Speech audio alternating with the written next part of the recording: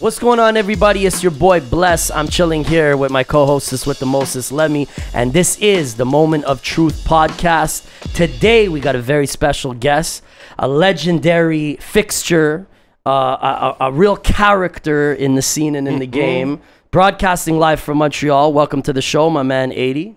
Respect. 80 Rock, welcome. Welcome, 80. Thank you for 80 and I go back a little bit. Just a little bit. We do. Right? Dark times. Fair enough. We have things to talk about today, guys, but the most important thing is we had Quite on the show, Quite Sane. If you watched that episode, you better have fucking watched that episode. But if you watched that episode, we had Quite Sane on, and we talked about Montreal hip-hop. We got a little carried away. We spoke about Sona. We went somewhere dark like you. We're going to try to stay on the light side today, but we're going to talk a little bit more about Montreal hip-hop. That's something that I want to cover. 80's an expert. He was deep in the scene when I first started fucking with certain people. This guy had friends for 10, 20 years prior. So number one thing I want to talk about, guys, is I want to talk about nice, fancy things. I know that both you guys love fancy things. You like nice jewelry. You like Jordans. I'm going to leave you, Bless, just to like give me some of your favorites. I think we might like Air Max more than we like Jordans. Yeah. Perhaps. I haven't actually worn a Jordan in years, Is that a fact? to be honest with you. I still wear certain retros. I'm not mad at that. Really? Still wear certain Put that retros. out there. But I agree with him that it is that, you know, the whole sneaker culture shit got really overhyped and really overexploited. And when every kid, you know, in high school can just order them online and there's no exclusivity and there's no quality left, that it's not as special or as interesting to rock. Whereas once upon a time, you know, when you busted out a pair of J's, people were like, yo, where'd you find those? Yeah, exactly. And most of the time you had hoarded them from back then, so it made it super rare. Now every nerd has them and they don't wear them right, so they totally kill it. It's like in elementary school when there was a hot winter coat and everybody had the jacket in the same color and you were like, it's nice, but I don't want it Yeah, anymore. exactly. You know what I mean? It's So like cheap.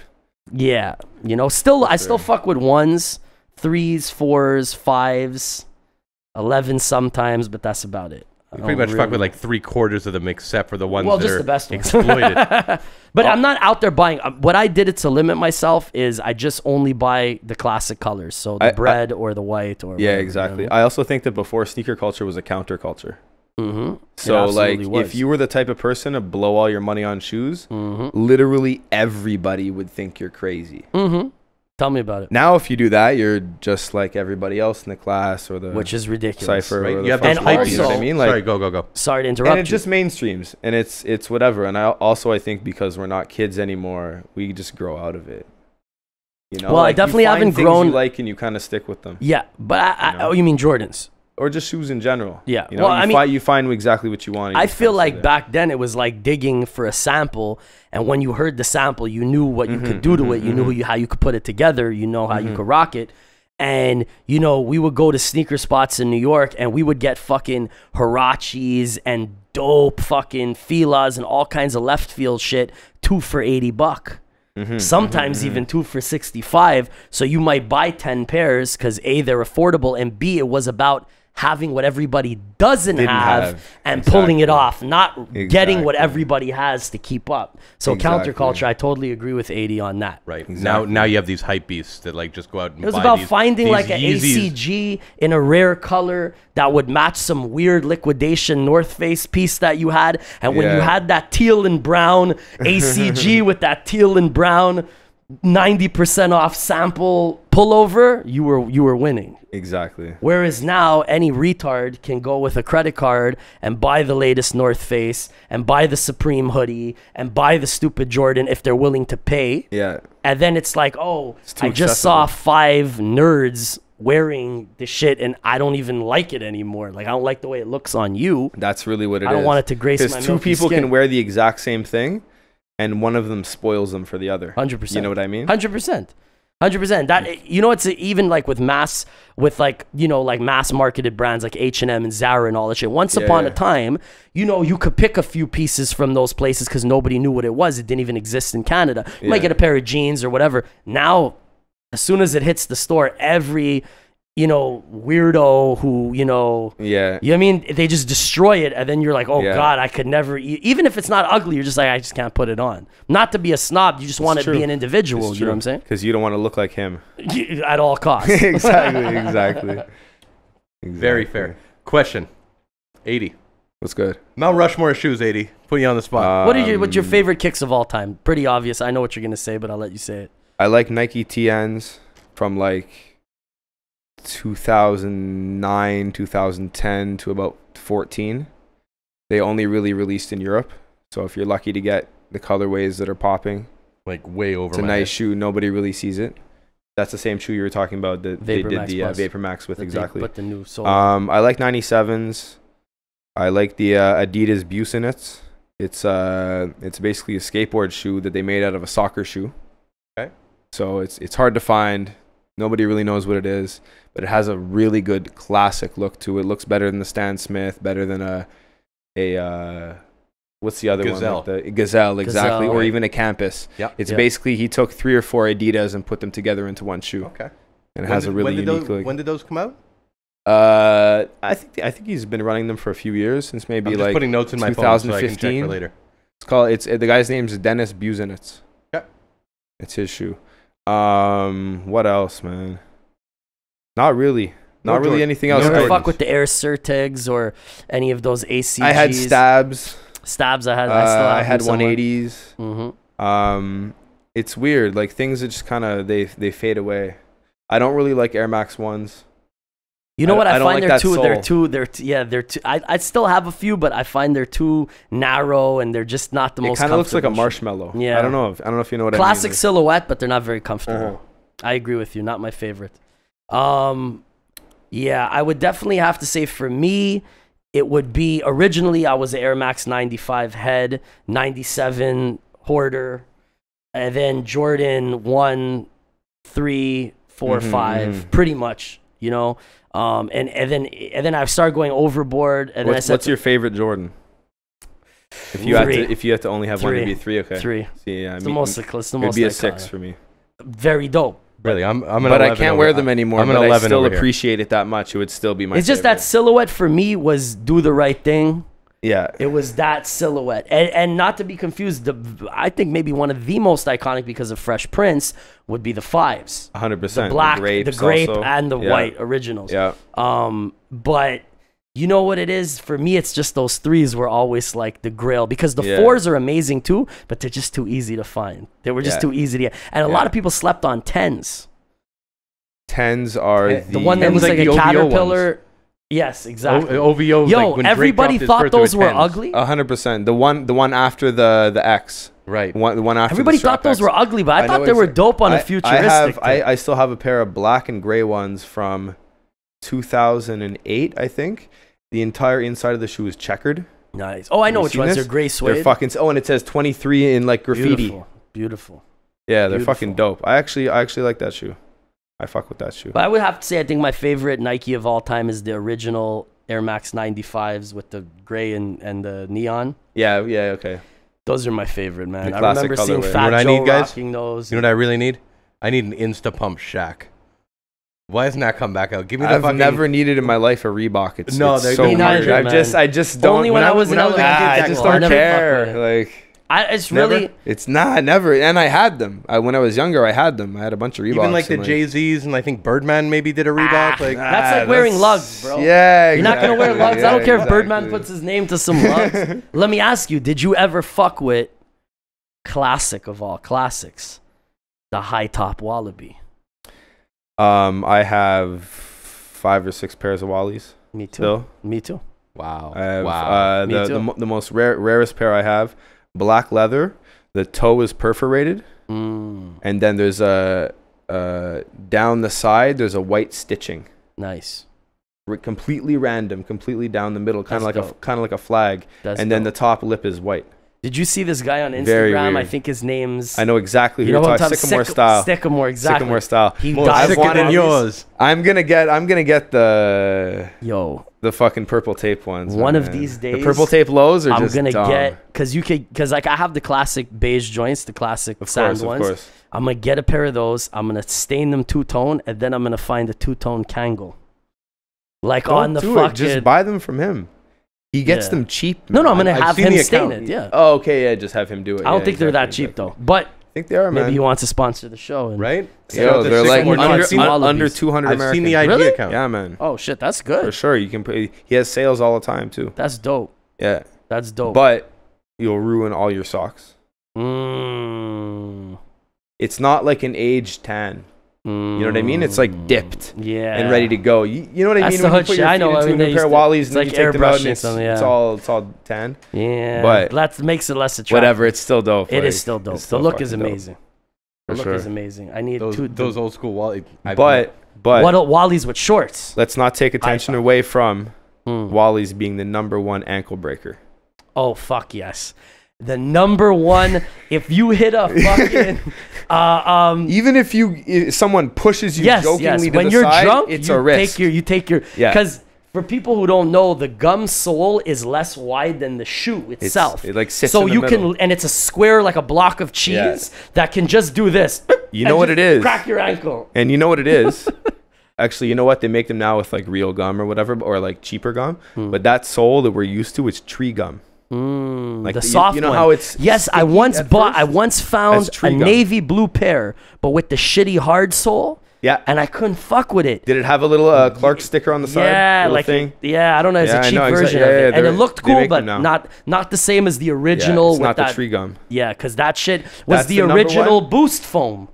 I feel like right. It was like Yeah, they were yeah, going in yeah. that direction. Of course, You know what I'm sorry, saying? And also, that's the best cat burglar shoe. Not that I'm for that, but The best what? like you can walk across a hardwood floor in a new pair of Wallies, you will not make that shit creak. Because it's a gum sole. It's like a Like fucking, you're literally there's no noise. How do when what? you So what? walk. Like what? How It's would you fucking describe cool. it? Well, obviously it's rubber. It's almost sticky. Yeah, it's like one of those sticky bouncy balls. Yeah, exactly. It's almost sticky. And by the way, there's no footprint Yeah. in a Wally. It's just there's no. It's like pattern. a fingerprint. There's one One like gel. It's yeah. a gel. It's almost like a Yeah. gel sole. It's one flat piece, It's one Yeah. flat piece. and it hangs over the edge, so you could sprain your ankle. No, it doesn't hang over the edge. you that's hang why. over the edge You of hang the over sole. the edge over with the the material. The sole is actually smaller than the actual But yo, material. we used to itself. be at Plamondon Metro. It's a beautiful shoe, man. That shit's timeless. Beautiful, bro. I remember the first day I bought a pair of Wallies. It was the black suede with the gum sole. I have the black, the blue. I was so and happy, and man. and they're comfortable, bro. They are super comfortable. Still to this day, they're like one of the hardest shoes of all time out. I like that account too. I know it. Underrated. Super underrated. It's the type of shoe that you could bring back. It always gets appreciated, and still at the same time, almost nobody really does it. Nobody does it. But it is high paranoia wearing the beige tan ones to a club. One drop Yeah. of cranberry. Somebody spills an ice cube and the drop goes. It's finished. Yeah, it's bro. toast for sure. It's finished. It's over. Yeah. You can never wear those again.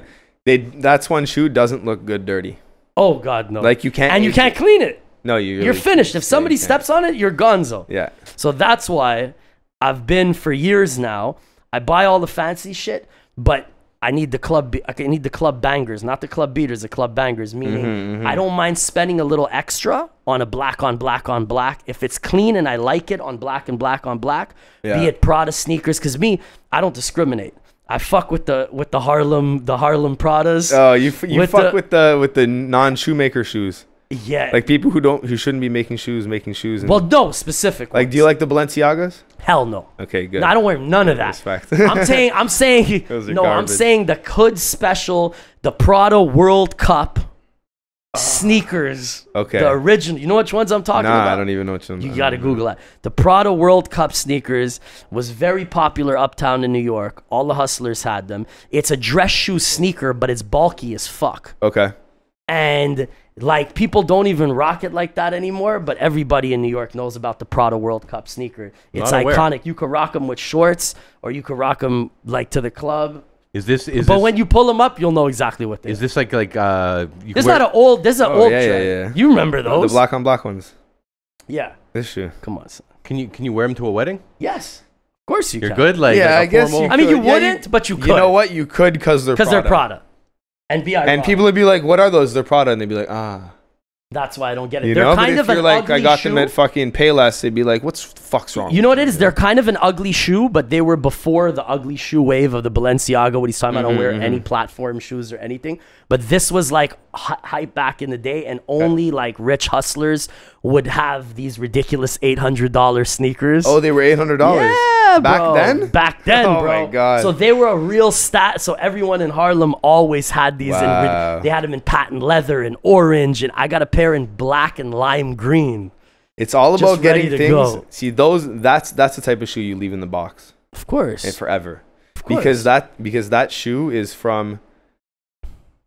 It's a memory from a specific time it's period. opulence. You know what I mean? It's not nice. It's not cool. You No. wouldn't wear it still, but you it's two stories. And you It's wanna three have- stories. You're like, I have yo, like 4 pairs this was on ice. this. I have I like still 4 have pairs to on this ice. day. I have an original. I think it was 2004. Mhm. It says USDA on the back. Giant stop snitching T-shirt. The red joint with I the think I giant remember stop that. sign. Yes. And my boy bought it for me. Extra long tee? On I think it was 141st or some shit like that in Harlem. Mm-hmm. And he bought that, and off the same guy, he bought 2 bottles of Scissor.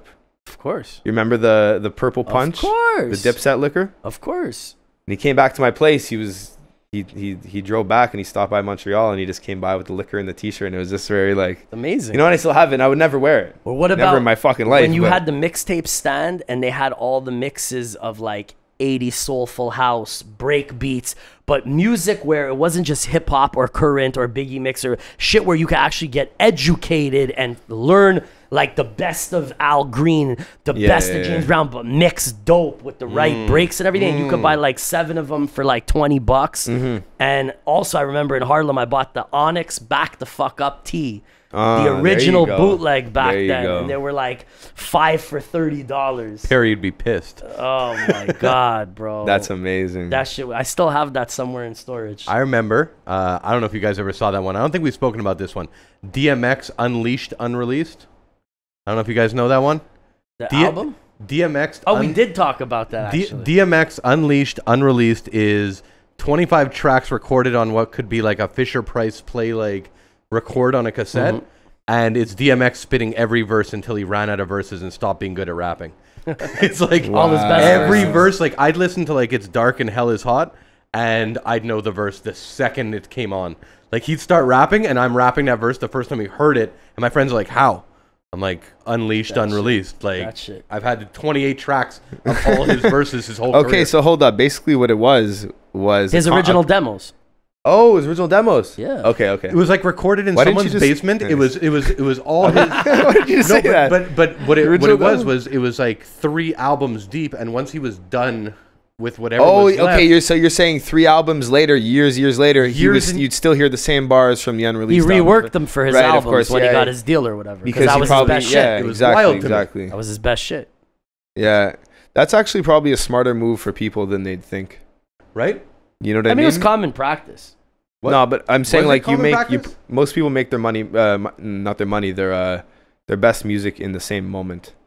Sure. You know what I mean? Plus, like you have a people lot more time shine on and your then they hands. dim and then they shine. So it's like if you were to not record a bunch of songs in that moment, hold on to them, not use them right away, realize that maybe you can't hit that moment again. You still have them. Sure. You That's know what I exactly mean? what he Put did. them back out. He exactly. was in such a zone talking about such things. He had Exactly. Damien 1, 2, 3 from the same moment, like you said, but he just waited 3 albums to release them. But That's it's normal. Fire. That's but- fire. I didn't know that. But That's it's normal amazing. because the guy had a lot of time on his hands, and this was years of collecting his best verses.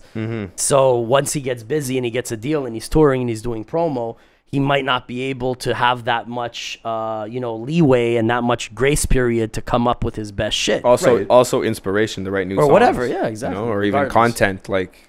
I mean, even Jay, like you heard a lot of verses on Jay, like on, you know, Stretch and Bobbito or on like Hot 97 over these, and they always got turned into Cameron, tracks. man. Yeah, they always got turned into He did that fucking Well, why wouldn't you He did use that it? Computers Putin verse that I think it's on Get 'Em Girls. Mhm. I heard that on What's Up Gangsta. I heard that on, I could name maybe 5 different beats. On like put Doesn't out surprise put out on Putin and mixtapes. done a nooning. Doesn't Yeah, surprise that me. whole verse. And so when it and then he dropped it again, and it's a Kanye West. Is it Kanye West beat? Get him, girl. No, I kind of No, doubt it. no, I no, kind no, of doubt it's it not is. Kanye, it's I not really Kanye. doubt it's it not is. a But Kanye. I just remember that because he's in the video. Yeah. But I just thought it was kind of cheap. It is. And I'm like, bro, yo, I already absorbed that content and enjoyed it. Yeah. Like don't want it thoroughly again. enjoyed it. And you know it. what? It actually sounds better on that mixtape track because I listened to it 600 times. Right. And This now is I have something to you grew up- readjust my memory of the verse on Get 'Em Girls. But these You know what guys, I mean? think Like, they were just greedy. They would get in advance. They would have a deadline to turn the album in. They would go through all their favorite mixtape verses, re-put them, sprinkle a couple ones they wrote in the last couple months, and call it a project. yeah. It just depends on the writing process. You know what I mean? Like, but everybody who, like Biggie reused verses, everybody reused verses because when it's an 100%. amazing verse that you put your all into, if you can put it on a bigger record, why wouldn't you do that? In retrospect, I'm not mad at all. You know, You know I what mean? I'm trying to say, It was though? just something that, like, in the moment you notice, and you're like, And it's "Fuck." annoying. No, it and is. You're younger, and you're hearing Because it. you're and like, this isn't "Shit," like- unreleased. I know this. Yeah, this isn't like, new. I know Fuck. this. You know, I feel you on that. and it's supposed to go a certain way, and then if the next verse is different, you're like, nah, like it's supposed to go this way. Yeah. You know, like, Yeah, for sure. like my memory serves me this way. For sure. No, So- it makes a lot of sense. But at the same time, it's like these guys don't want to take no chances, and they're like, these are my We're best still winning, verses. and it didn't like.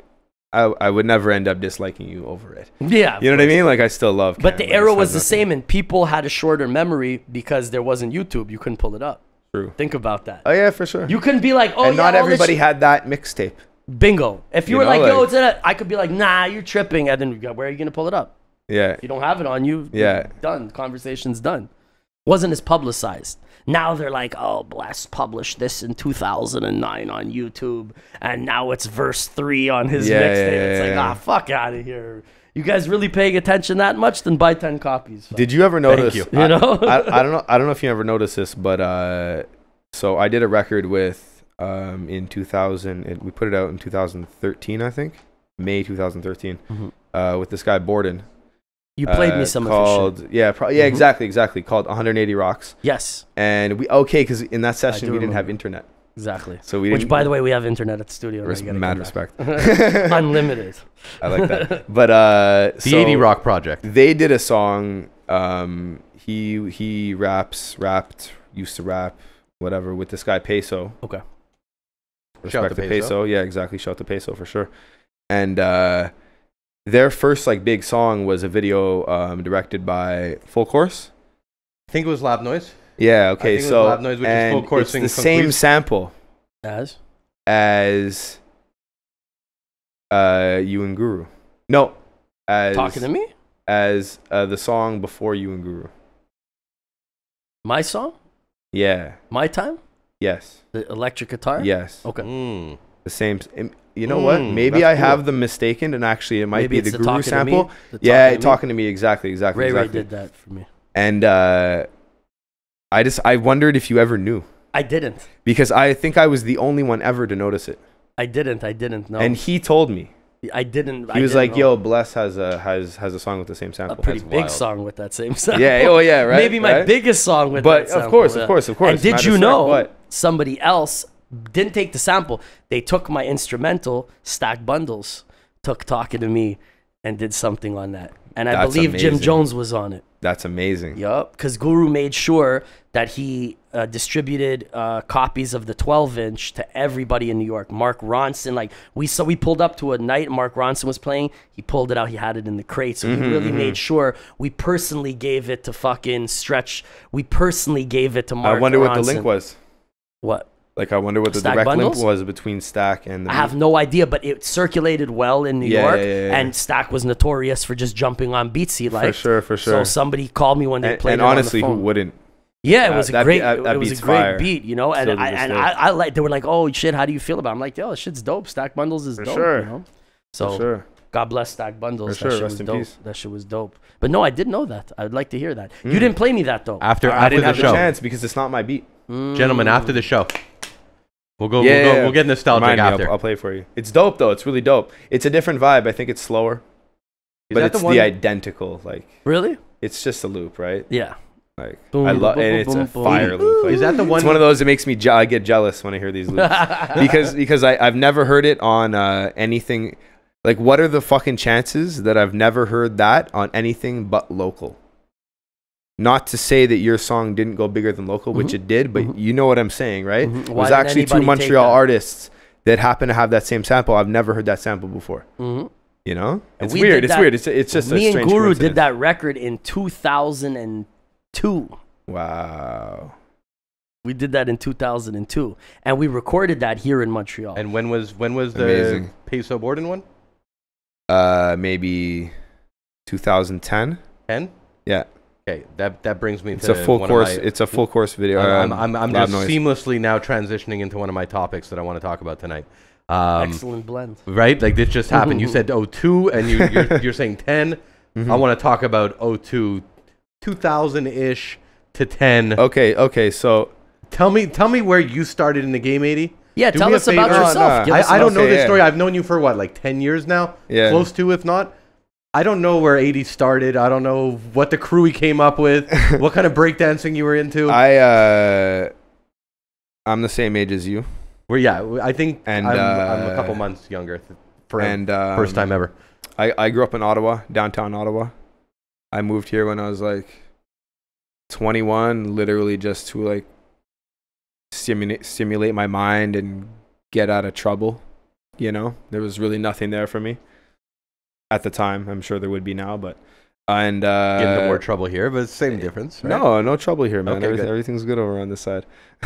But yeah, man, I started making beats a few years later after I moved here. I had an apartment with this guy, Frankie Fatsack. I don't know if you guys remember this guy. I remember him. Yeah. Everybody, I think a he nice was the DJ for Offsides, if I'm not mistaken. Remember these guys? I remember. Remember them. Malicious? Yeah, of course. They were very nice guys. I know them for Malicious, Malicious a West Island cat, no? I don't know. I'm not exactly. Or a South heavy Shore. set black Yeah, guy. exactly. I know who he is. super good guy. And he Nice had yeah. So anyway, so I live with Frankie, and he would just leave his music programs open and leave, for days, and I would just kind of fuck with it. And one day I was just fucking with it, and I put some drums together, and then my friend started freestyling, and I got automatically inspired. I was like, oh fuck, This is it. I'm 5 steps away from, being able to even make a beat. Mm-hmm. And Did you ever? A lot of producers started rapping. Did you ever try to rap? Back Of course. in the day? There you go. of course, I was young though. I was maybe like 16, 17. Started rhyming for fun. When I would do it, you know what I mean? I'd Mhm. rap Wu-Tang and shit. I'd Mhm. fucking, find your favorite song and rap it over a different beat or something like that. Mhm, But mhm. I don't know, You man. weren't trying to write the second rhymes? it's weird, like I don't like spotlight. So Yeah. I You're would prone never, to be a I'm not the producer. guy who's going to stand out. You Mhm. know what I mean? In a group of 10 people. Yeah. Whereas like maybe you would, or somebody else who want, speak their Well, mind. most But- producers, kind of DJs and producers, are more Exactly. introverted or whatever. It's Exactly. normal. But I lucked out. I was just making it as a hobby, and I started meeting people, and then I met Dutch, and Dutch put me in contact with these guys from Montreal North. I think their name was Black Mafia or Something that one of those words. it made you know what I sense mean? for them. Anyways, and he hit me up like, yeah, like I heard you got beats. Like these guys want beats. Do you want to sell them beats?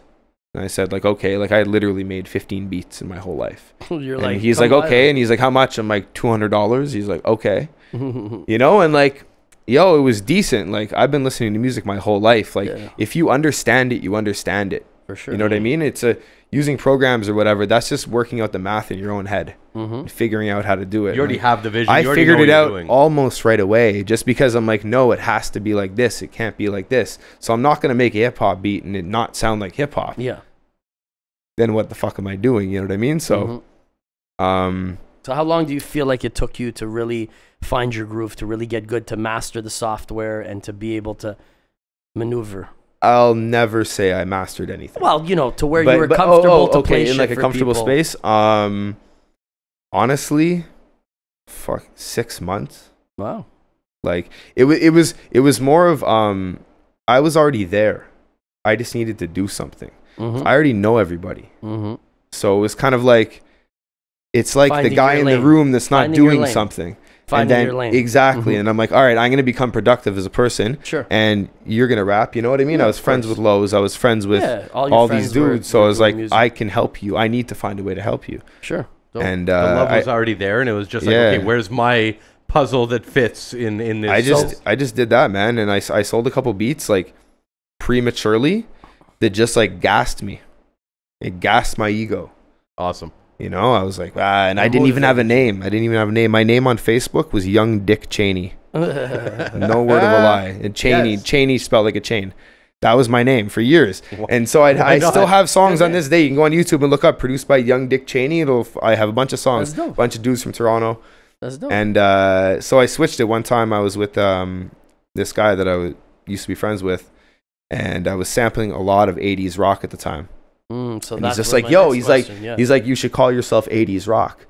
And I'm like, that will get lost in the vortex. That's a genre. Yeah. 80 80 you know what I mean? And I'm like, but if I take out the S, and Your shorten name it, always like, reminded me of that. What was it? 80 Blocks from Tiffany's. There was a project that Pete Rock did. No, I don't know if it was Pete Rock. There's a project. There's a documentary actually. 80 Blocks from Tiffany's. Really? And somebody you don't know this? Nah, not even. Wow. He's pulling out the phone. He's checking shit. There was a project, a mixtape, an EP called 80 Blocks from Tiffany's. And I always thought that your name had something to do with this. Nah, it was just that, and there was another coincidence at the same time. Just what I was involved in. 80 Blocks from It just Tiffany's. kind of came together. 80 Blocks from Tiffany's is a crazy documentary about the gangs in New York back in the day in the Bronx. And the Bronx was 80 blocks from Tiffany's. I'm going to use this, right? You just got blessed. happened. What the fuck? Moment of truth, my brother. What the fuck? Welcome to the moment of truth. You It just basically got looks blessed. like this looks like, what's it called? The Warriors. The Warriors, exactly. But that's a real documentary. And then I don't know if it was Camp Low or Pete Rock. But hold up. But they don't get too excited because it is exciting. There's a mixtape. Don't get too excited. Somebody did it. So people did it. Camp Low and Pete Rock, 80 blocks from Tiffany's. And it's mix. called 80 Blocks from Wow, Tiffany's. good for okay. you. That's Good for fine, you. though. That's fine. That's just a called play that on one, words. I'm gonna do That's just a karate play on kick words. now. Still fuck with it. Like my fuck with it. But isn't like, that dope? Oh, I But fuck you with could use it. you could use the artwork. I You have flip to the fuck with artwork. it. You have that to. that fell in my lap. So like, like- every time I would see your face, I thought that you were up No, on this. bro, I and had no- I was that's like, oh, I like his amazing. swag. He named himself after that documentary. That's I like that. Oh, amazing. that shit's dope. That's why. amazing. Yeah, I swear.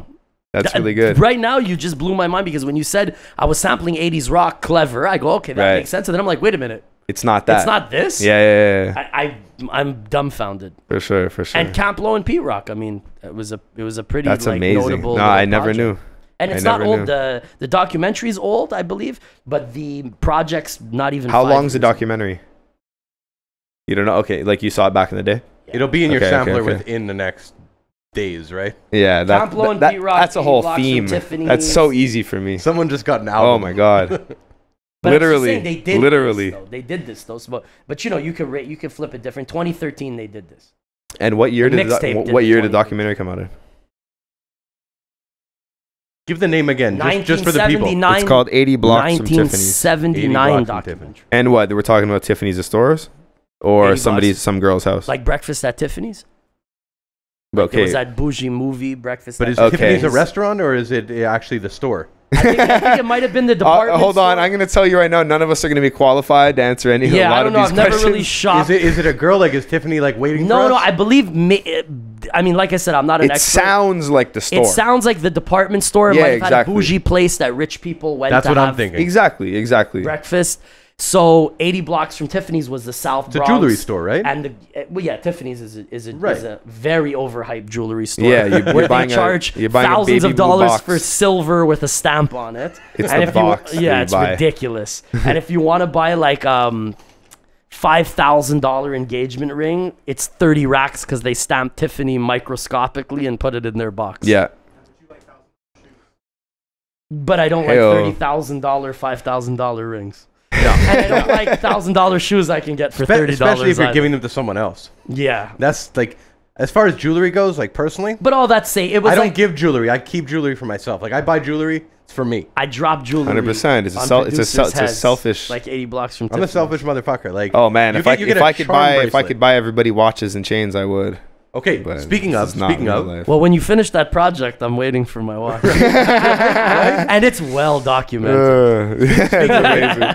Speaking of which, gentlemen, and I've had separate conversations with both of you, and I don't want to like blow up a spot here, but I know that you guys are both watch aficionados. I'd love for you guys to conversate, as Biggie would say, like for a few just watches. Give me. We did Mount Rushmore of shoes. Like, are you more of like? Well, I mean, you can't. I mean, listen, I don't own 4 watches that are braggable. But you'll sit on. But what are your favorite? But hold on, what are your favorite what are my silhouettes? favorite What are your favorite watches? You'll sit on dead stock too. I've heard you say it. You got dead stock. Whatever. It's at the, but what are my favorite watches? Favorite watches of all time. Wow. Like, what's your favorite Rolex model?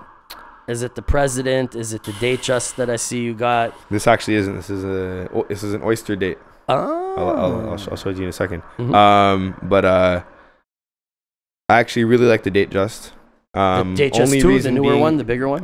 No, actually, no, because you can get the regular Datejust in because 40 that's called the Jubilee band. Exactly, and that has the Oyster. That's the reason why I like it.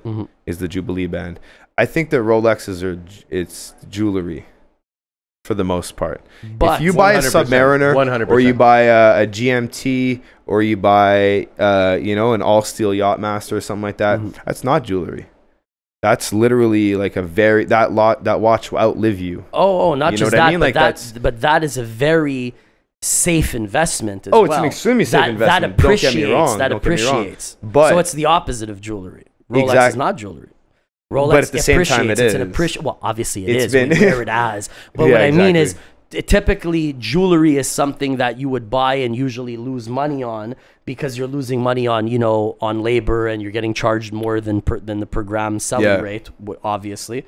But did you guys know that Rolex and a lot of the high end watch brands, but Rolex retains its value better than any car, retains its value better than any jewelry piece, and the GMT, the Submariner, and especially the Daytona, and even the Prezzies and the Datejust 2. But honestly, mostly those 3. I think the Submariner is the most inflated watch of all time. The Submariner, yeah, but you know what? They used to sell bottom dollar. Now they charge. I know. But you know what happens? What's the hierarchy? 5%. Like the presidential is the best one? Well, okay. Or like what's the hierarchy? It's strange because some watches have precious metals like gold and stuff like that. A president is a president because it's solid gold. Okay. So the same silhouette as he's wearing was called a president when it was solid gold because it's presidential, it's solid gold. And then when it's two-tone or stainless steel, it was called the Datejust or the Day Date. Well, actually, what it is the Day Date is a presidential because it has the day and the date. But typically, we didn't call it a president unless it was solid gold. Exactly. But the Datejust, like you can get a Datejust in all gold. It's technically not a Prezi. It looks the same, but it doesn't have the day of the week. It's the only difference. You know what I mean? I have a question. It's really and that alone is. 10 to 15,000 difference. I have a question. You know, I've honestly this is going over my head, but I'm actually trying to stay with you guys. When you flood it out with ice or you do something special to it, very bad for the. That's what I was going to ask. That was watch. So. Yes. That was my question. Those ain't Rolex diamonds. But then it goes up because frowned of upon as a collector. It's like autographing a mint condition rookie card. Why would you do that? If you change any of the original pieces, you lose automatic value on resale. Yes. A lot of people do it for vanity, so they don't really give a fuck. You know what I mean? very They're like, silly. oh, I'll just put diamonds in it. Yeah, And you're it's like, drilling out a cool. timepiece that will appreciate. You're putting diamonds, and no dentist, doctor, nobody for resale value will want that looking Gotcha. like that. Gotcha. So you got to sell it to another Yeah, exactly. person. Like, You want to talk about hip hop a bit? Yeah, for sure. So Are you rapping? let's jump back in time to Can we what I was jump saying. back into an era where So lead us off, 80? I made a couple beats for a few people, a couple guys in Toronto, who? just randoms Mm-hmm. throughout Montreal also, and I ended up in a studio one day with AG from DITC Showbiz and AG. and Party Arty, which was like his Mhm. main man at the time, Mm-hmm. who was in a famous battle with Murder Mook Oh, really? on top of the picnic tables in the Smack? Bronx. Yep. I Smack think DVD? volume 1 or 2. I know that one. No, it's later on. It's like 4 or 5. 4 or 5? Yeah, It's after and he the beat J him. Mills? He won. It's after the J Mills one? Yeah. It was Maybe- the only maybe I don't L. know Is that. the only L that Mook At that time, that technically Mook took in Smack. I'm gonna need that later. But okay, keep. But going. it's a good battle. It's a good battle. But yeah. Anyway, so I ended up in the studio with them with fuck it, what's his name? You know exactly what I'm talking about. Rugged Intellect. Mm-hmm. Here we go. Legend. This guy. I'm scared, and I'm not even in the same room right now. And but yeah, basically ended up chopping it up with them. There were a few good people to mingle with. Yeah, Showbiz and and AG, classic. Yeah, I ended up getting a song with either of them. Dope.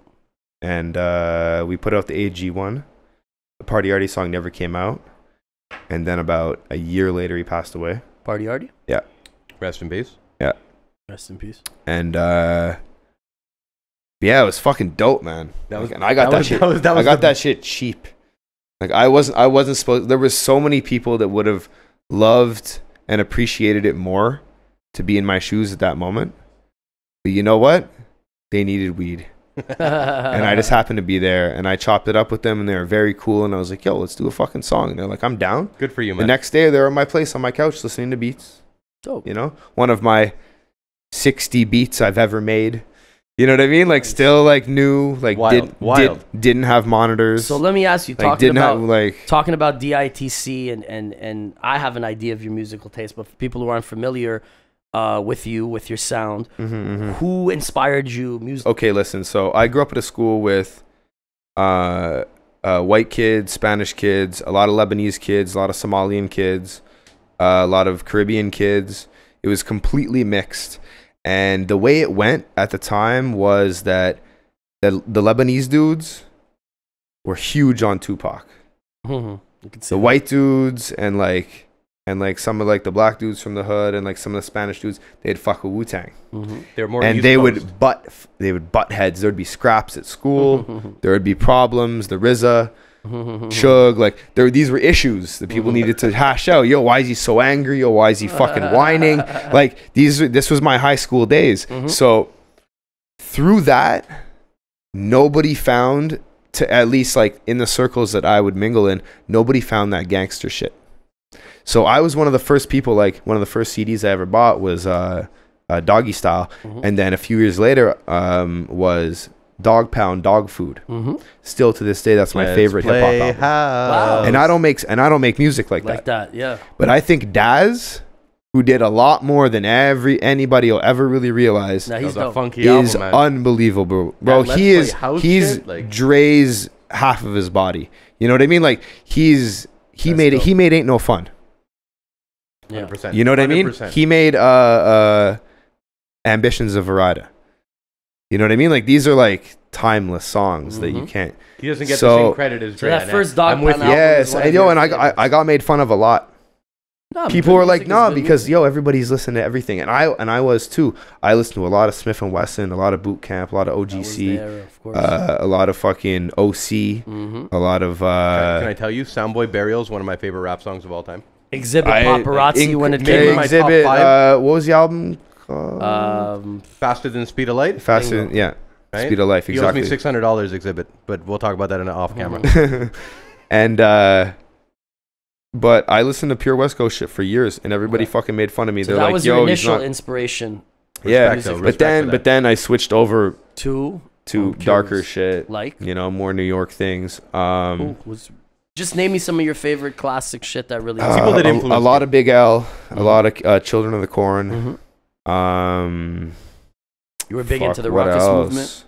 I love those mixtapes, sound bombing mixtapes. I love those mixtapes. Oh, that was some of the best, guys. You know what I had? I remember when I was a kid going to New York in the summer. I'd just go down and shit, spend time there, and I couldn't really afford to buy, like, you know, like a fucking Echo jacket. And this is when Echo, this is before Bless was sponsored by Echo. This is before Echo was mass marketed. This is when it was the graffiti shit, and they had the tech fleeces, and they had the panel hats. And they had some, like, this is the it was a very small line. It was almost European influence. A lot of five panels, a lot of... it was like con art, if you remember con art, right? And when you was, so basically I could just afford a hat, which was like 20, and thank you, brother. And or like you know, a hat at 20 or a t-shirt at 25 or whatever it was.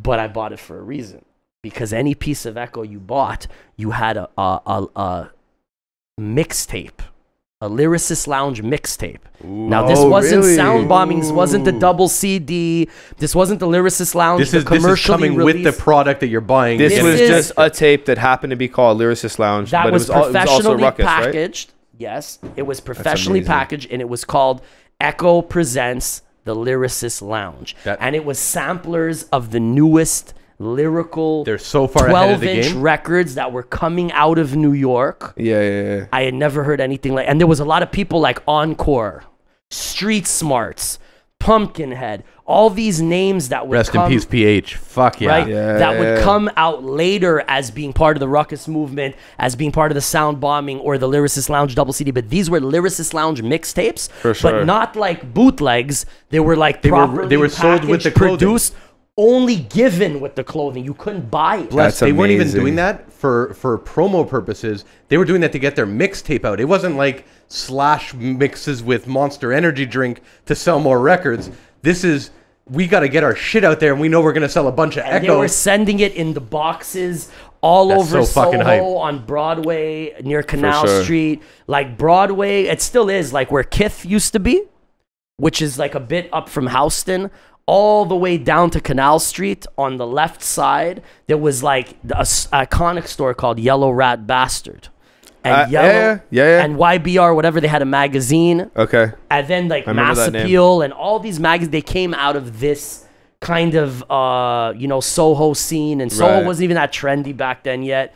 And they were all like sneaker stores, and you could get like the North Face, the steep tech joints, and you could get Kicks and Wallies and Dolomite boots and Gore-Tex. It was a crazy time for hip hop. And Echo was one of the first brands. This is pre-Rockaware, pre-Sean John, pre all that shit. This is even, I believe, pre-Fat Farm. This is when LL Cool J wore the first red FUBU hat. LL was just touching on FUBU. And Kanai was kind of big, and then comes some graffiti brands. Yo, shout out to Carl Kanai. Just because of John Wallace. I've been a Knicks fan my whole life, and he's the only NBA baller that ever wore Carl Kanai shoes that I know on an NBA court. Yeah, that was crazy. Like, there was like, that was wild, because they were very cheaply made shoes. That's very wild. Not a smart performance decision at all. You're wearing little plastic canvas bricks. But shout out to John Wallace. But you know, Carl Kanai, bro, and you know what it was coming out of the whole, you know, Tommy Hilfiger, the Grand Poobah era, all that shit. So it was evolving from that Wu-Tang, you know, which is the Tommy Hill, the Low, and everything, and it's going into these little boutique brands that becomes hip hop clothing, which becomes streetwear, which becomes, and it goes on and on.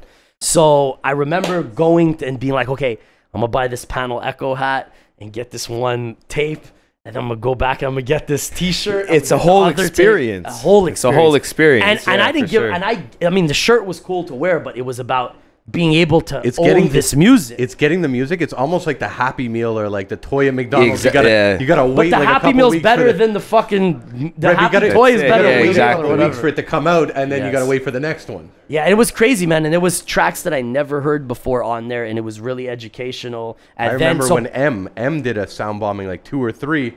He did the kick the pregnant bitch in the stomach with luggage verse, and I'm Well, like, which one? The Eddie Man who was standing in front of a minivan. Minivan, That's the one. I'm saying this is fucking this has to be. I remember that bass line from 1996, bro. that's way. I remember in 98. I remember in 98. I was in Midtown, New York. And I was walking by, and I remember Murder Music, Mobb Deep, Mobb Deep. Mm-hmm. Sorry, my bad. That's probably like 60% of my influence that I didn't mention. Well, boot camp, and that whole camp. it was all boot camp. When we were in high school, it was all about boot camp, Mobb Deep, and Wu-Tang. Like, I love Mobb Deep, and then Pun when he came out. Yeah, of course. you can rep the West all you want, 80. Mobb Deep is a whole separate genre. Yeah, but I feel like stupid for just not even forgetting. But as much as you said Daz, like Havoc is insane, man. Mm-hmm. The guy is responsible for Havoc Timeless. over Jay Dilla for me. Prodigy, best rap verse of all time. Which one? I got you. I'm only 19, but I got you stuck off the real. He even says it in a song. He's like, I got the best rap verse of all time. I was in New York, and Murder Music was about to come out. Mm-hmm. Like, I knew that because there was posters everywhere. Mm-hmm. You know how they do the big fucking publicity Murder run with the Music was posters? the one with Quiet Storm on it? Yeah, that exactly. was 2000. 99 going into 2000. I was living in Queens. Really? 100%. It was 99 then. 99. It was 99 because I remember seeing the posters. Yep. And then there was a guy selling mixtapes on the corner, right? And let me guess. And a table of mixtapes. Iceberg sweaters and Coochie sweaters. That was that era. And guess what? He had Murder Music. Did it go? Hold on. Did it go? So he says he did, right? Mm-hmm. And did it go Mobb Deep, Murder Music, then Hell on Earth? That was like the. No, it did the infamous Hell on Earth. Then I think it was Murder Music. Yeah, Murder Music. Guess what? We forgot about there's Juvenile Hell. No, but infamous. We forget about Juvenile Hell. Yeah, but we're supposed to forget about Juvenile. Yeah, we don't really know. There's a reason why we don't talk about Juvenile. When you said infamous, I consider that just called Mobb Deep. Mobb Deep, yeah, the self-titled album. Right? That was the self-titled. It's the infamous. It's called the infamous. Right? Okay, keep starting. And then there's the Free Agents mixtape, and then there's the 50 Cent album. I don't know what the fuck it's called. The G Unit. You're talking. Anyways, so this guy is like, yeah, like I have it. Like, I have Murder Music. And, like, I was hype on it. Like, there was a big promo run. I was fucking hype on it. Course. And he's like, I have it. And I'm like, well, like, how? You know? And he's like, well, listen, like, yo, like, shit drops on the street. Like, you get your hands on things. Like, I have it. Like, look at the CD. And he's showing me, like, a CD, which is, like, a piece of CD in a fucking case, which could be anything, right? There's nothing inside that CD. But back then, that means a lot. It's like, wow, this guy really fucking went to the extent of making a cover. Be like, yo, put it in the disc. No, it cost me $5. Cost me $5, right? I went home. I played it. Half the songs that came out on Murder Music were on Murder Music, but like undermixed. So it was really their demos. The other half were songs no one's ever heard. That's amazing. I remember the names: Deer Park. There was a few other ones. I've never heard these songs, but samples they couldn't clear. Mm-hmm. Little things like, yo, like big fucking tracks. Like, I remember hearing the samples and being like, wow. Yeah. Priceless. And like, you know, when it came in like that mini CD case, the cheapest one you can get, you know? That shit was live. With the one sleeve. I remember I got the Jay-Z and R. Kelly Best of Both Worlds. Wow. That got pulled off the shelf, bro. And I had it. You know, it was a great project. Jay had fire verses. They had so many tracks, they had to release a shitty second version because they were just like. And then they pulled it off the shelf and the whole project went crazy. I think the intro track to that. Dun, dun, dun, dun, was stupid fire. Of both worlds. Yeah, stupid fire. So fire, that shit. We would drive around New York listening to that shit. Yeah, for sure. What about Cormega? Somebody's girl is at I love Cormega, party. but I have an issue with Cormega. Yeah, sorry. And I think it's the same issue that he probably has with himself. Which is that he always kind of played victim. Meaning? Elaborate. Like, he's said exalted 6,000 times in his songs. He's always condemned. There's always some, like the game, like something's always holding him back. And it's like, bro, everybody wants to see you win. That's why we buy your music. You made another one about not winning. It's, I don't know. It's kind of like Meek Mill in a way. Meek Mill just talks about how he made it in all his songs. Yep. Right? Yeah. Yo, I was broke. Yeah. Then I made it. Yeah. Dream. whatever the fuck, you know. Like I've never been the biggest Meek Mill. Nah, me neither. To me, it's a little bit repetitive, like repetitive over time. But like, I think he's talented, but it's hard to listen to. That's the one thing is that like lyrically, everything, like cadence, like he's perfect. You know what I mean? But like the whining, bro. Like, yo, the game condemned me. It's like, but Mega was underrated though. And you know what? The game actually did condemn him, and he did get blackballed from Queen's Rap and shit like that. Like, you think it comes around because he said it so many times? Well, he was supposed to be Nature in the firm. But you will. You know, I did a record with Nature on my second mixtape. I've heard that. I've heard that. Q beat him out real. I've heard that. Me and Nature. You think if you see, like Nature, I had never heard a Nature song in my life. And then I heard one with was Nature and he. I like the joint we did, like for real. Like I was very happy with. Wasn't Nature Nas's guy that was like too rough to do anything? Nature was in the front. He used to tie up someone to a bedpost or something, or his mom used to tie him to a bedpost. Wait, what? No. I don't know about all that. No. I heard a story. I don't know about all that. I'll tell you. He used to get tied up to a bedpost as a babysitter. That's how he learned. By the babysitter. No, his mom used to go out and do whatever she did and tie him to the bed so he wouldn't move. Like the bed was his babysitter. The bed was his babysitter. That's a great backstory. Right? I heard that. I heard that years ago. Nobody's that hood. Listen. If I'm wrong and it's not Nature, I apologize. I'm telling you. This guy might be wrong. What a weird thing to say about somebody, and that might be wrong. Guys, there's a 99%. Who could it be? I'm doing the disclaimer. I've never heard this about Nature. I know nothing about this. To be fair, I don't know much of anything about Nature. I'm pretty sure Nas mentioned that in some kind of documentary over the years. I watched it because he looked up to Nature. 90% of his rhymes is. So Nas, he looks up to him and then he's like, but yo, that kid used to get tied to the bedpost when his mom would dip. And under what circumstance and what interview? But he respects him. Yo, Nas, we love Dillmatic. What do you have coming next? Tell us about Nature getting tied to a bedpost and being abused as a child. I'll tell you right now. This happened. It's like, you know what I'm saying? It was real in the bridge. Yo, nothing happened to me, but yo, my boy Nature, though. Yo, my boy Nature. Shit. They don't talk about this. Let me know. This is bad. You shouldn't badmouth Nature like this. We're gonna cut this whole part out. You don't even know the guy. He's mad personal. What the fuck? How the hell did it take this crazy turn? We're gonna have Nas on in a couple weeks. We're gonna talk about it. That's it. I could talk about it. Nas, you're welcome to come on and clear the air that you never would say such a ridiculous thing. Nas has an open invitation to come. It's not on me. It's on Nas. Hey, you come on next week, Nas. You come on next week. Right? That money green couch. That's you know, I've never seen Nas live. Wow. Really? I've seen him several times. I saw Nas in Toronto. What's the big club that closed where? Down? Where? What's the club that closed down in Toronto? But what city? Toronto. Okay, this time. I said Toronto. You said it like a real. You said with it really trying to assimilate, huh? Like chorizo. That's how I could very easily be in Toronto. But they say that in Toronto. Toronto. They say Tirana. Toronto. What's the club? Government. Yeah. That closed down. Mm-hmm. I saw him at Government. Right. Way back. You guys know the Kid Famous? Yeah. He had a few songs with a couple people from here too. Yeah. He did a couple things. He was on a Magnum remix. He did MTL Fitted.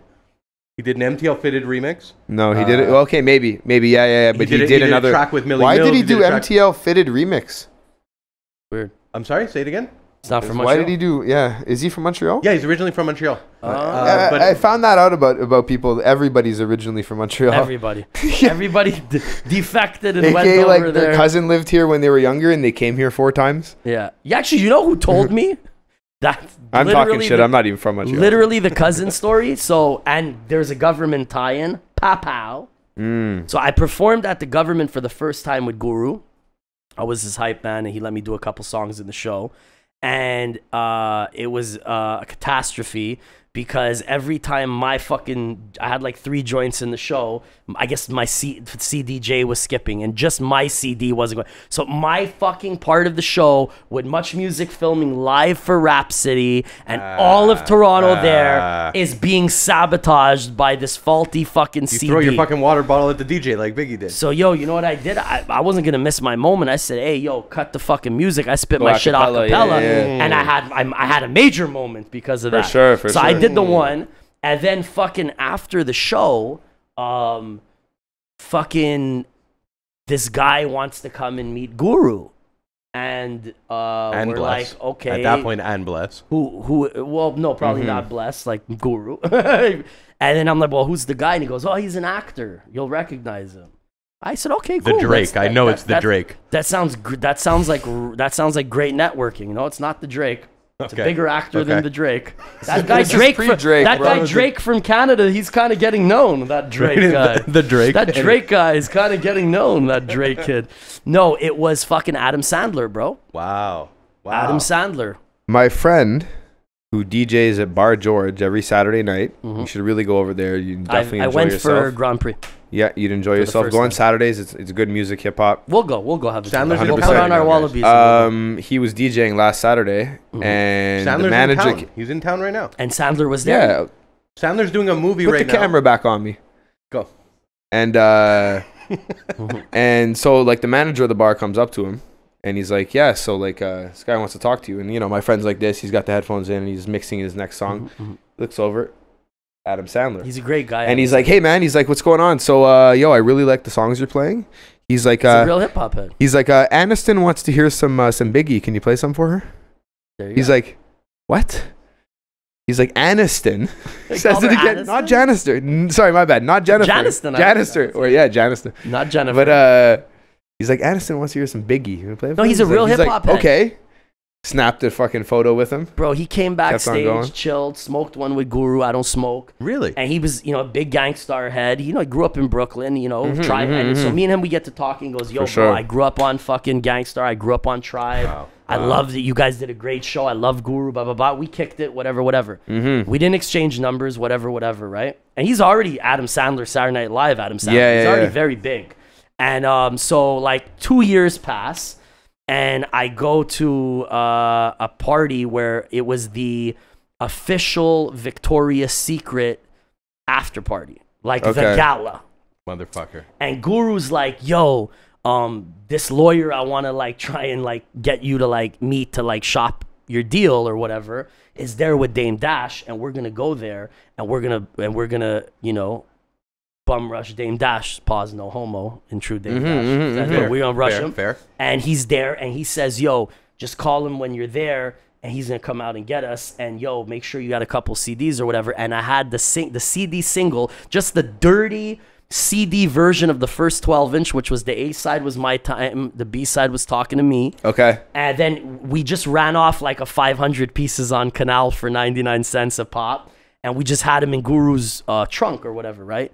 So we go there, and of course, like the lawyer's not answering the door, and me and Guru are dressed like fucking bums, and it's a black tie affair, and the bouncer's like, look, bro, like, we know who you are, Guru, but like, there's no way you can get you guys in like are getting in dressed like this, but like, no disrespect, like, I'm a fan. Yeah. And then Guru's like, fuck this, and then we see Q-Tip coming down the block, and Q-Tip's like, yo, what up, God, da-da-da-da-da, and I'm like, oh shit, it's Q-Tip, like, super happy to meet him, and I'm like, yo, peace.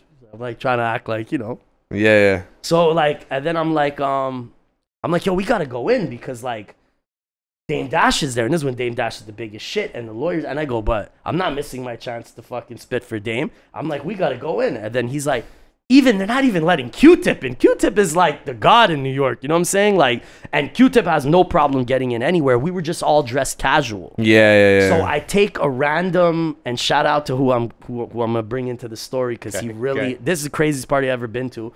So I kind of chilled with Tyson. How old were you? 18 years old. Okay. 19 maybe. Not even old enough to be in a club in New York. Yeah. And maybe I'm 19 years old. And so I said, yo, I pull out my little flip phone, the old school joint, and I'm like, yo, I'm gonna call Tyson Beckford, the polo model, because he used to chill with us in the clubs, and like he was like a hip hop head, and he was just out all the time. And I'm like, I bet he's got to be in there, like he's the fucking male super, he's the real Zoolander, right?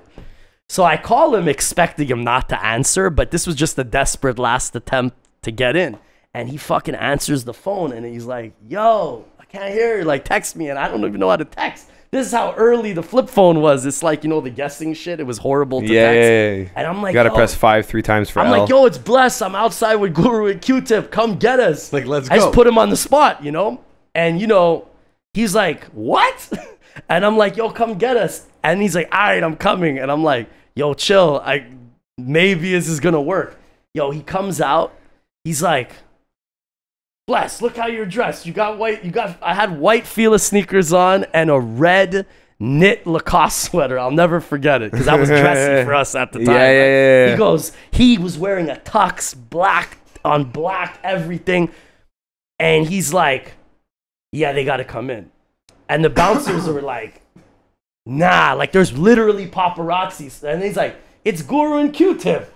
They got to come in. So we get in and Guru just looks at me and he goes, who are you? That's a true story. God rest his soul, man. That's amazing. And as soon as we walked, and I didn't even think it was going to work. Like, I'm really like, I don't want nobody to know, like, that I didn't even expect. Good for you. No, you pulled that card. I just pulled it once in a lifetime. Right? That's amazing. And it usually would never work, but it worked. For sure. And Tyson Beckford was so cool hooking us up. So now we walk in, okay, and we were looking for Dame Dash and the lawyer, and the fucking we get to the bar, and then I'm like, so, like, what's the deal? Like, is it open bar? And then they're like, yeah, like, but it's not open bar, like, have as many drinks as you want. If you want a bottle of Henny, we're just going to give it to you. Here's a bottle of Henny, Here's your bottle of Henny. Right. If you want a bottle of Crystal, we'll just send it to your table, sir. Just feel free to leave a tip. It's not go up and bother the bartenders. Nah, it's like super duper right. open bar. You get They're a spending bottle. $1 million on this like, what do you really gala. want? They're spending $1 million on this gala. Yeah, like for sure. A truck of high-end booze. Trucks. First person I see, Adam Sandler. So now I'm fucking flying, You're a fucking boy. Drunk out of my mind, and I fucking see him, and I go, watch this. And I'm like, you remember me? And he looks at me, and he goes, I kind of do. And then I'm like, you remember my boy Guru? Pow! I pull my second card out, right? He's like, oh shit, we were in Toronto, this and that. We start doing shots of Patron. Me, Guru, and Adam Sandler. Q-Tip ditched us as soon as we walked in. We don't see him for the rest of the night. And then he starts telling me, and here's the tie-in, that his cousins are from Montreal and they went to this high school and he used to come here for Jewish holidays. And I'm having the most crazy conversation because, I mean, that's so random. Of course. We're having shots, whatever. It was just like the craziest night. And it was just like he said everybody has a cousin or is originally from Montreal. Yeah. Including Adam Sandler. And are you ready for me to blow your mind? Search from Third Base. Of course. Who signed Nas. Yeah. Whole family is originally from Montreal as well. There you go. Weirdo shit. Weird tie-in. So anyways, he looks it too. I can picture it. So then, That's funny. that was the craziest shit. And then we met Dame Dash, and I gave him the CD, and I'm sure he used it as a coaster and never listened to it. And he was on a date with Naomi Campbell. Now, I pull out card number 3. I'm like, this is a once-in-a-lifetime opportunity, right?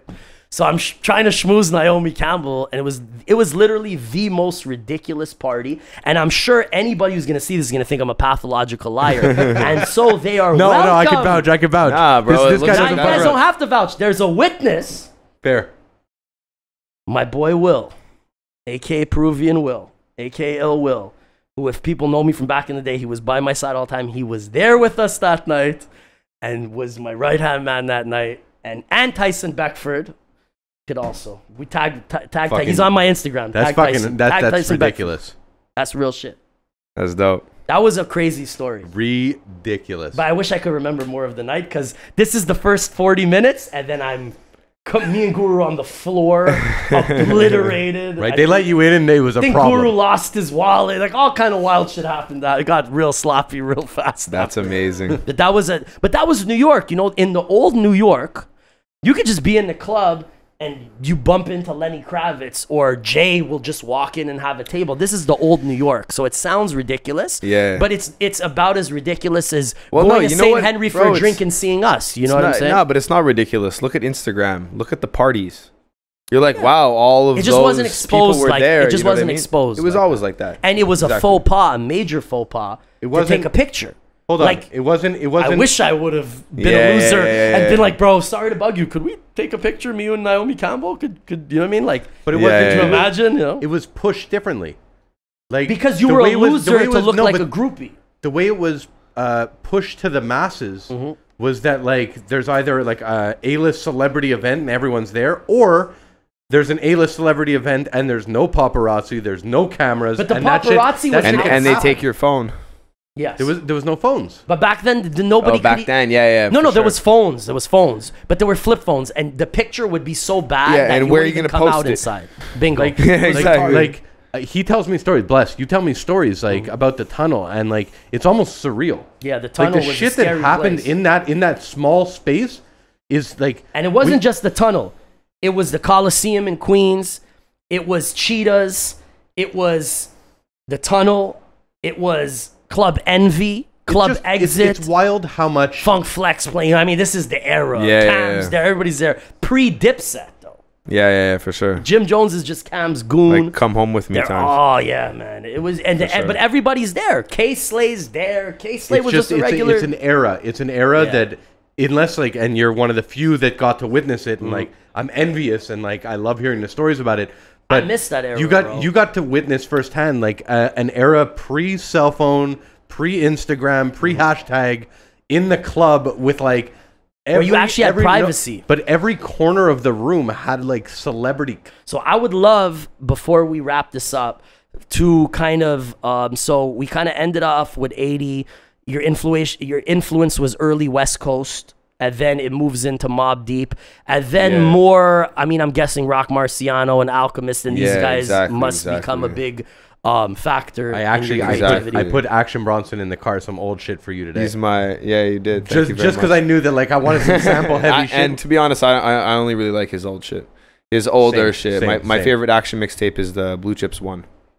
The first one. What about the Chandeliers with Alchemist? Really good. Really good. He's in his prime. Who's your favorite producer? Ooh. At the moment? Ooh, good question. At the moment or of all time? Give me a couple. Your favorites. My inspirational favorites. right now, past, present. DJ Quick. Oh shit, you're really on your West Coast shit. So you must like MC8. MC8's cool. MC8's cool, authentic. but MC8 Compton's Most Wanted. MC8 has hits, but it's not like he's DJ Quick. You know what I mean? It's not like you're bumping an MC8 album cover to cover. Were you ever into the Ghetto Boys? I love them. One of my favorite groups of all time. I was really into the Ghetto Boys. And a lot of people wouldn't know that about me. I wouldn't great, bro. I listen to a lot of Scarface. Scarface in my top 10 of all time. Yeah, fuck for sure, man. He's the king of that flow. You know, okay. Give me top 5 producers or even 6. Whoever comes to mind. Your favorite. Daz, DJ Quick, Dr. Dre, obviously Alchemist. Who else? I fuck with Ninth Wonder. I love Dilla.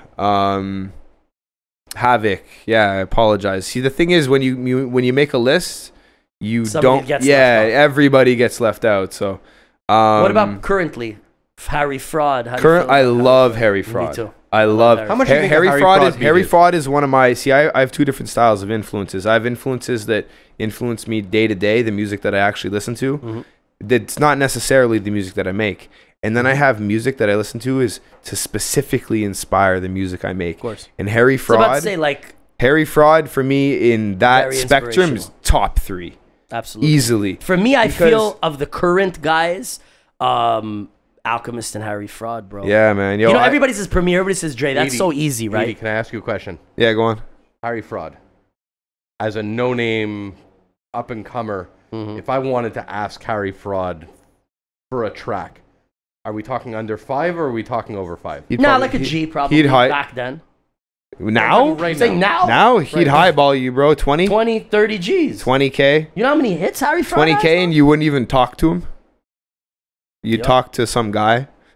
Really? You know what I mean? A manager, really? A lawyer. How do you feel about A-Rap music? I fuck with A-Rap music. I think that his sound was very temporary. You think? I think when it was in its moment, it was fucking popping. But go back and try to continue listening to more era music. It's very redundant. It's very the same shit. It is. Have you ever heard the UN mixtape? It's Cameron and Vado. Yeah. All the beats are done by era music. It's fire. Cover to cover fire. The reason I work with A-Rap best shakers in the game, best fucking I work with reverb hi-hats in the game. And I find that his choppy style with the MPC, which he's a master of, always allowed certain cadences to flourish. people really Votto shined well on it, and that's why I wanted to work with him. Exactly. You know? He had his.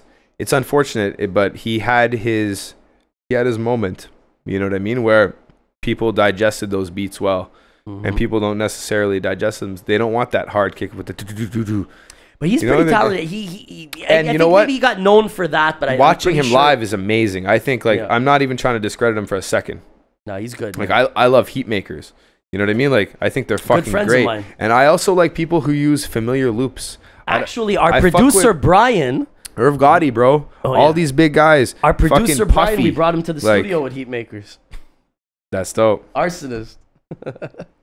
Brian was filming some visuals for us. Yeah, those guys are fucking legends, man. And those guys, like, good dudes, man. Shout out Heat Makers. I think shout out Diamond District Studios. I think that finding a sample or finding a piece of music that you can reflip is sometimes a better decision than making it on your own. It just depends where it goes. For me, it's always where the record takes that's well said, though. It depends. It's where the record takes you because Dr. Dre wouldn't agree and DJ Quick wouldn't agree. But wouldn't they? All they did was take famous songs and replay them. All the it depends. Dre you know what songs though? are replayed. It's like this. The way I see it, it's like an outfit. You can't say shorts are better than long pants because they're shorts, or long pants are better. You know what I'm saying? It's what the outfit calls for. With a t-shirt, you can't go wrong with jeans or shorts. But jeans and shorts are two different vibes. You feel what I'm trying to say? Yeah. Depends where you're going with the. Like you rather hear Gucci on a piano beat that somebody made other than some fucking sped up loop from the 70s. There you go. But it depends where you're going. I come from the school of chopped samples and dirty loops. And I love it and I appreciate it. But that's what I appreciate. That's why and sorry to cut you off, but like that's why I give so much fucking credit to Harry Fraud, because he'll take like Shot Caller by French Montana and he'll merge all these Currency songs, Styles P songs, and he'll flip it in a unique way. All the shit he does. You can go back and those samples have been used. They were used in the early 90s, late 80s. He not revolutionized it, but like he reflipped. Yeah, he just reflipped it and he put a modern sound on it. You know, and like to me, I like. People are like, oh, that's kind of whack. Like, it's uncreative. I'm like, no, it isn't, because you know what? He has the balls to do that. And you know what? It comes out better than you'd fucking think. And he's keeping that genre alive. He's giving new life to it. Exactly. He's giving new light to it. That's why I fuck with Alchemist or I love those Derringer or any of these guys, because they'll go and they'll find some weird Hungarian prog rock song with this like fire sample that is such a beautiful little chop of music that even if you put drums on it, you might disrespect it. You know what I mean? Like, I see what you mean. And to me, that's great because not everybody's mind is going to follow the same path to reach the same goal. So if we're looking for samples, you're going to, look, I found a Barry White sample. I'm like, cool. No, I'll never use that. But I'll find his cousin that his record flopped, but he had that B-side with that fire break, you know what I mean? And like you've never heard it before, and you're like, who is that guy? For me, I feel like when you're making music, whether it's sample-based or not, it's about doing whatever's best for the record. And if that's adding massive drums and it brings it to a level, and if it isn't, don't be selfish about it. Don't add the drums. At the end of the day, we're talking about sound. Don't be a chef and put sauce into everything. At the end of the day, we're talking about sound, and whatever sounds best. I agree. And just because you put 3 hours into it, it might have sounded best in the first 2 minutes, and you didn't even realize because you wanted to be the producer. You know what I mean? 100%. And like those, and a lot of those people, like for instance, Ghostface on, I think it was Fish Scale. He did a song called Holla, and it's a famous stylistic sample called La La. The La La La La La La and I love you. And he took the entire fucking song and sampled the whole song. You can hear the guy singing his verse underneath his raps through the whole song. Well, that was very Ghostface. It's super Ghostface move, but he couldn't clear that sample. The guys were like, nah, like you didn't even do anything, you know? But he was like, you know what? They still let him have the song. So he's like, but he had to give 100% profits of that song to the stylistic. So he's like, whatever, I got 21 songs on my album. One song I make not $1 on, but everybody gets to hear it. Well worth it. You know what I mean? Super worth it. Well, that was like, the whole point of the mixtape. And like, for instance, like, yo, that was a full band. That was like pianos, violins, or horns, organs, people singing. We're not talking about like 2 men in a room with keyboards and turtlenecks making the next shit. Like this is real music. So to be able to take that piece of music and rap on it, it's dope. It's like you disrespect it to chop it almost. No, you know what I mean? That's why. Sorry, and that's why Puffy made Biggie so fucking good, because those songs, those like Juicy, one More Chance, these are fucking giant 4-bar loops, man, of songs that are very famous.